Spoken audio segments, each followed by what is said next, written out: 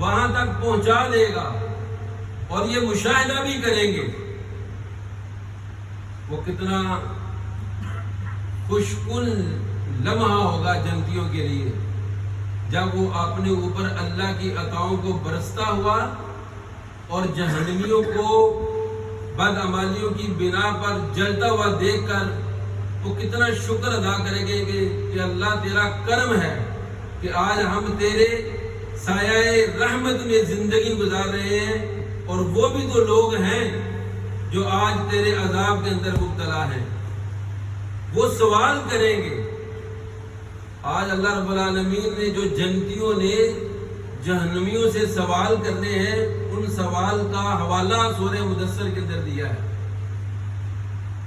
فی جنات یتساءلون عن المجرمین ما سلککم فی سقر۔ اہل جنت کہیں گے کہ اے جہنمیوں، تمہیں کس چیز نے دوزخ میں جا پہنچایا؟ آخر تمہارا جرم کیا تھا؟ وہ کون سی تم نے حماقتیں کی؟ وہ کون سے تم نے جرائم کا ارتکاب کیا کہ آج آہو فغاں کر رہے ہو، ویلا مچا رہے ہو، چیخو پکار کا سما ہے، جلد جل رہی ہے، پھر مل رہی ہے، پھر جل رہی ہے، پھر مل رہی ہے، پینے کے لیے کھولتا ہوا پانی ہے۔ فَقَطَّعَ أَمْعَاءَهُمْ، اور وہ کھولتا ہوا پانی تمہاری آنتوں کو ٹکڑے ٹکڑے کر رہا ہے، لیکن تمہاری روح کا سلسلہ تمہارے جسم سے جدا نہیں ہو رہا۔ تم موت مانگے جا رہے ہو لیکن تمہیں موت آ نہیں رہی۔ تم دعائیں کر رہے ہو کہ ہمارے وجود کو آج نابود کر دیا جائے، صفحہ ہستی سے مٹا دیا جائے، لیکن قادر کریم اللہ تمہاری یہ بھی آرزو پوری نہیں کر رہا۔ آخر ہوا کیا ہے؟ تو وہ بدبختیوں کے مارے ہوئے اپنے جن جرائم کا اقرار کریں گے، صاحب آج ہم نے تہیہ کرنا ہے کہ ہم نے ان جرموں سے بچ کے زندگی گزار لی۔ یہ قرآن پاک کے واضح الفاظ ہیں۔ یہ کہ میں آپ کو کوئی کسی بزرگ کا واقعہ نہیں سنا رہا، یہ میں آپ کو قرآن سنا رہا ہوں، یہ آپ کو میں کتاب رحمت کے پیغامات سنا رہا ہوں، یہ میں کتاب انقلاب کی دعوات آپ کے سامنے رکھ رہا ہوں، یہ میں آپ کے اللہ کا پیغام آپ کو سنا رہا ہوں۔ لا ریب کلام ہے، اس پر یقین رکھو کہ یہ سوال ہونے ہیں۔ وہ کہیں گے قالوا لم نک من المصلین، سب سے پہلا جرم وہ کہیں گے کہ اے جنتیوں ہم کیا بتائیں، جب اذانیں دی جاتی تھی ہمیں نماز کی طرف بلایا جاتا تھا، حی علی الصلاۃ کی خوبصورت کلمات ہماری سماعتوں کو محظوظ بھی کرتے تھے، لیکن ہم نماز نہیں پڑھا کرتے۔ یہ پہلا جرم کہ ہم نے کبھی بھول کر بھی یہ نہ سوچا کہ اس اللہ کی ان گنت نعمتیں ہمارے چھوٹے سے وجود میں جلوہ گر ہیں۔ ہر لمحہ اس کریم اللہ تعالیٰ کی رحمتیں نازل ہوتی رہی، اس کا رزق ہم نے استعمال کیا، اور بے بہا نعمتیں ہم نے اپنے وجود کو پالنے کے لیے استعمال کی، لیکن جب اذان کی آواز آتی تھی تو ہم اہمیت نہیں دیا کرتے تھے، ہم اکڑ جایا کرتے تھے، ہم سجدہ کرنا اپنے وقت کا ضیاع سمجھتے تھے۔ شیطان نے ہمارے دماغ میں یہ بات ڈال دی کہ تم رزق کما رہے ہو، تم کمائی کر رہے ہو، یہ بھی تو عبادت ہے۔ گویا کہ تمہاری دنیاوی گہمی کو شیطان نے تمہاری نماز کی ادائیگی پر غلبہ دے دیا، اور تمہارے کانوں تک جون تک نہ رینگی۔ تم نے کبھی اہمیت ہی نہ دی کہ ہم نے اللہ کی بارگاہ میں حاضری بھی دینی ہے، آخر اس مالک کا ہم پر کچھ حق بھی ہے جو ہم نے ادا کرنا ہے۔ بس یہی حرمہ نصیبی رہی، یہ شومی قسمت کے مارے ہوئے ہم اذانوں کو اہمیت نہیں دیتے تھے، سجدوں کی نورانیت کو نہیں سمجھتے تھے، تو آج ہماری پیشانیاں اللہ تعالیٰ کی آگ میں، اس کے جلائی ہوئی آگ میں آج جل رہی ہیں، صرف اس وجہ سے کہ ہم نماز بر وقت نماز ادا نہیں کیا کرتے تھے۔ صاحب ذی وقار، سچی بات تو یہ ہے کہ حضرت شیخ عبد القادر جیلانی علیہ رحمہ کے والد میں پڑھ رہا تھا، تو فرماتے ہیں کہ ایک بے نمازی آدمی کی جو نحوست ہے وہ 40 گھروں کو اپنی لپیٹ میں لے لیتی ہے۔ اللہ اتنا ناراض ہوتا ہے، اس کے وجود میں اتنی بے برکتی آتی ہے، اس کے رزق میں اتنی بے برکتی آتی ہے، اس کی شخصیت اتنی مدم ہو جاتی ہے، معاشرے کے اندر اس کی عزت ختم ہو جاتی ہے، اولاد اس کی بگڑ جاتی ہے، دل کا سکون ختم ہو جاتا ہے، لوگوں کے لیے جو وقار ہوتا ہے ان کے دلوں میں اللہ ختم کر دیتا ہے۔ گویا کہ یہ اللہ کے در میں غائب رہنے والا انسان در در کا بھکاری بن جاتا ہے، اس کی ہی اولاد اس سے بے قابو ہو جاتی ہے، تو یہ اس کی شخصی نحوست ہے جو اس کے دوستوں پر بھی پڑتی ہے، اس کے محلے داروں پر بھی پڑتی ہے۔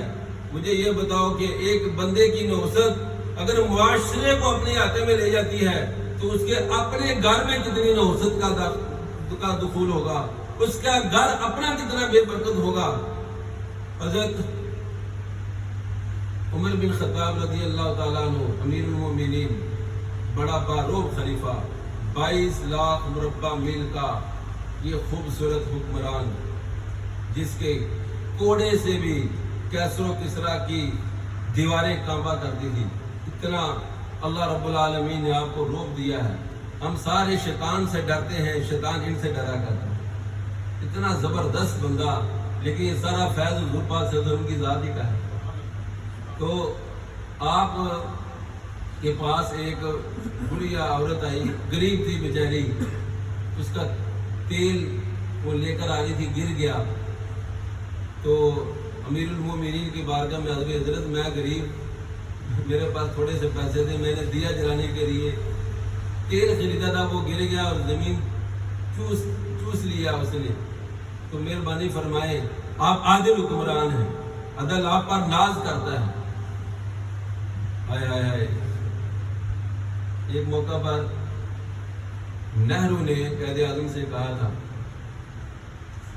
کہ آپ اس طرح کریں کہ امیر المومنین عمر بن خطاب کا نام جو ہے وہ طریق سے نکال دو، اس لیے کہ ان کے عدل کی چمک سے معاشرے کے اندر نورانیت پیدا ہوتی ہے، قوموں کے اندر جلا پیدا ہوتی ہے، بڑا اونچا بندہ ہے، تو یہ طریق سے نکال دو، ہم تمہارے یہ مطالبات بھی پورے کر دیں گے۔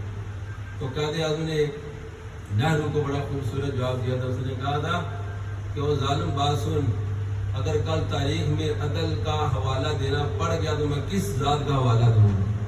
تو مجھے کہتا کہ میں اس کو نکال دوں، ایسا نہیں ہو سکتا۔ یہ وہ حکمران ہے کہ جو وہ مائی صاحب آئی تو آپ نے ایک رکا لکھا، اس رکے کو بند کر کے فرمایا کہ یہ جہاں پہ تیرا تیل گرا تھا وہاں پہ رکھ دے۔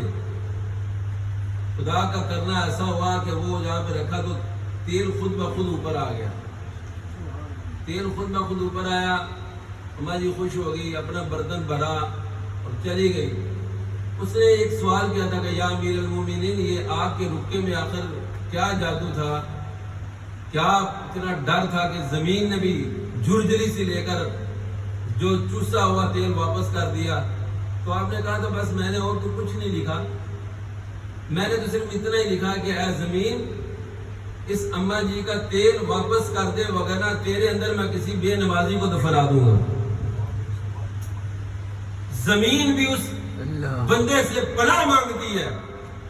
اس نے کہا امیر المومنین تیل واپس لیا جائے، مجھے بے نمازی بندے کے تعفن سے اور اس کی نوزن سے بچایا جائے۔ سامعین ذی وقار، یہ وہ دنیا کی بے برکتی ہیں، آخرت کی سزائیں ہیں جو قرآن بے نمازیوں کے سامنے آج واشگاف الفاظ میں بیان کرتا ہے۔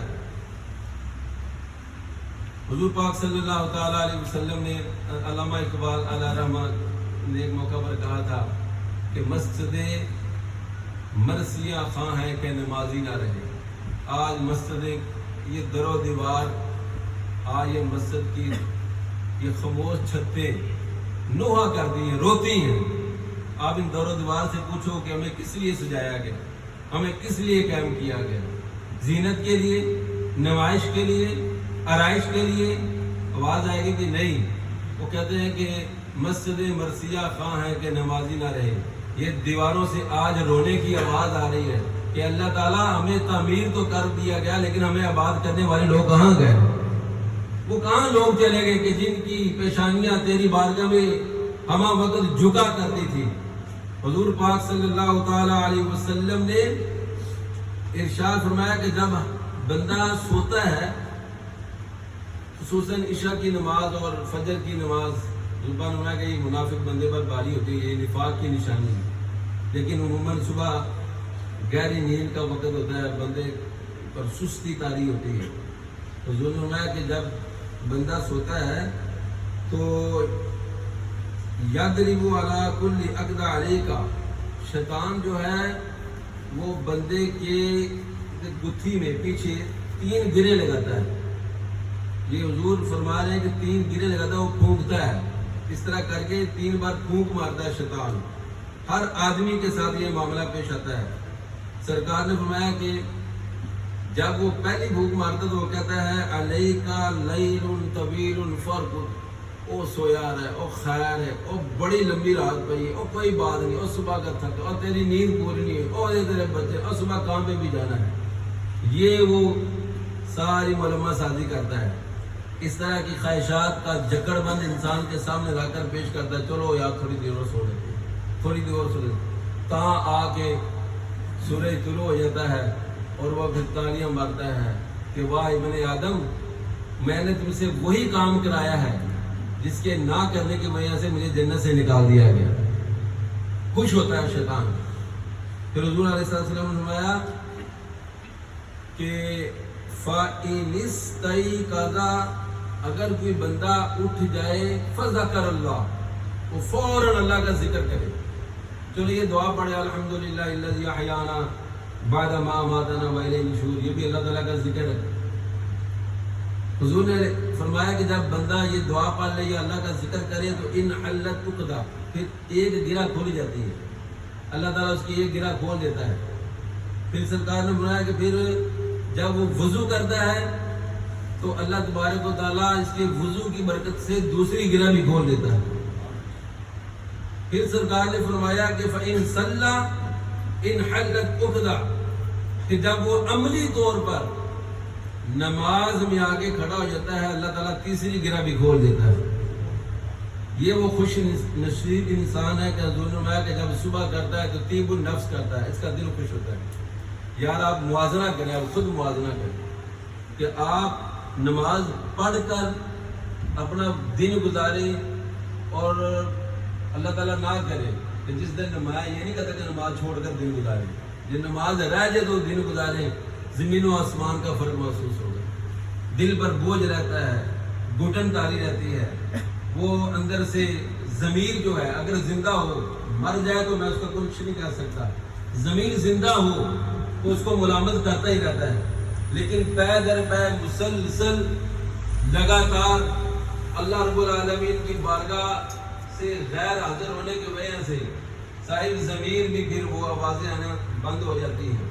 بعض دفعہ بندہ گناہ کرتا ہے تو اندر سے ایک تازیانہ بجتا ہے، اس کو کہا جاتا ہے یہ کیا کیا ہے یار، معافی مانگ، اے ٹھیک نہیں ہے، تم نے اچھا کام نہیں کیا، بندہ سمجھ جاتا ہے، لیکن پھر معافی نہ مانگے بندہ آگے لگا ہی جا رہا ہے، پیچھے مڑ کے دیکھ ہی نہیں رہا، کبھی ہاتھ اٹھا کے دعا ہی نہیں کی، اللہ کی بارگاہ میں حاضر ہی نہیں ہوا، تو پے در پے جرائم کی وجہ سے دل سیاہ ہوتا ہے، سنگ دل ہوتا ہے، تنگ دل ہوتا ہے بندہ، اللہ کی طرف سے غفلت کی مور لگ جاتی ہے، تو جو اندر سے صدائے احتجاج اٹھتی ہے بندے کو، جو صحیح کرنے والی آوازیں ہوتی ہیں وہ بھی دھیرے دھیرے آہستہ آہستہ دم توڑ جاتی ہیں، بندہ ان بدبختی اور شومی قسمت کی ماری ہوئی راہوں کا مسافر ہو جاتا ہے جس کا انجام اور ٹھکانہ سوائے جہنم کے اور کچھ نہیں ہو سکتا۔